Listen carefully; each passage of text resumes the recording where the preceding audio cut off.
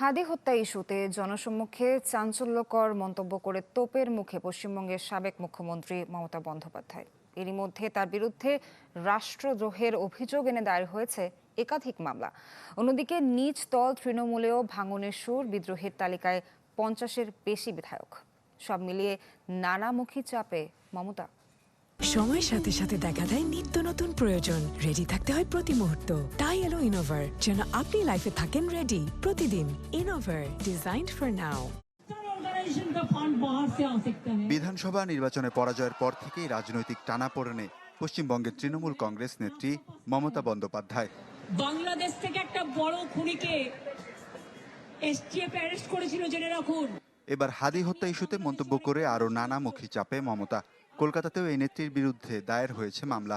পুলিশের লালবাজার সদর দপ্তরের সাইবার ক্রাইম বিভাগে অভিযোগ জানিয়েছেন অখিল ভারত হিন্দু মহাসভার রাজ্য সভাপতি ডক্টর চন্দ্রচূড় গোস্বামী।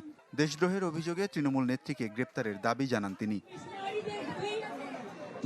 এর আগে একই অভিযোগে মমতার বিরুদ্ধে শিলিগুড়ি সাইবার ক্রাইম থানায় অভিযোগ জানানো হয়। প্রতিবেশী দেশে যে রাজনৈতিক হত্যা হয়েছিল সেটা ভারত সরকারের সংগঠিত, স্বরাষ্ট্র মন্ত্রকের সংগঠিত হত্যা, এই বলেই উনি চুপ থাকেননি। উনি এরপরে এটাও বলে, আমার কাছে অনেক তথ্য আছে, অনেক কথা আছে, অনেক সিক্রেট আছে, আমাকে ফোন করে কি বলা হয়েছিল আমি সবটাই জানি, সবটাই বলে দিতে পারি, আমি তো তথ্য ভাণ্ডার, এখন বলবো না, আমি তো দেশকে ভালোবাসি। দলীয় কোন্দলেও প্রায় এক ঘরে হওয়ার পথে মমতা। ঋতব্রত বন্দ্যোপাধ্যায়ের সাথে পা মিলিয়ে 60 জন তৃণমূল বিধায়ক নাম লিখিয়েছেন বিদ্রোহীর তালিকায়। বিধানসভার অভ্যন্তরে গড়েছেন নতুন পরিষদীয় দল নতুন তৃণমূল কংগ্রেস। একই চিত্র দেখা যেতে পারে ভারতের লোকসভাতেও। তৃণমূল কংগ্রেসের এমপি কাকলি ঘোষ দস্তিদারের সাথে দ্বৈরথ মমতা বন্দ্যোপাধ্যায়ের।